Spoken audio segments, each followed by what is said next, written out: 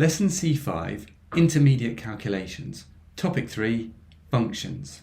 The learning objectives for this topic are to understand the mathematical functions in the calculation historian. That's differential, exponent, natural log, log to the base n, sliding aggregates, square root, and power.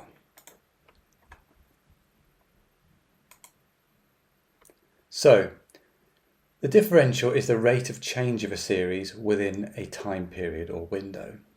The exponent is e to the power of each value in the time series.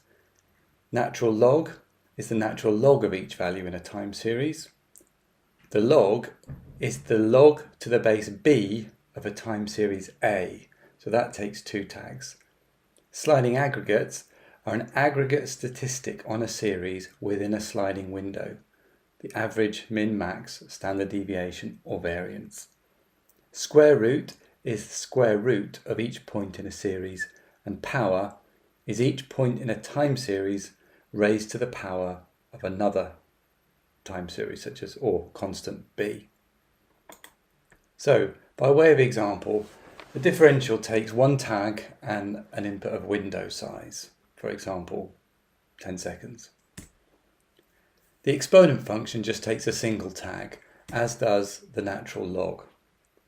The log takes 2 tags. You have tag 1 and tag 2.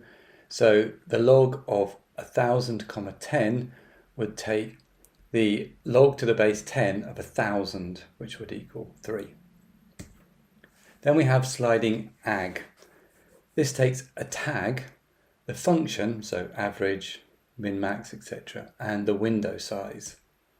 So for example, you might have sliding aggregate of a tag, the average over 1 hour.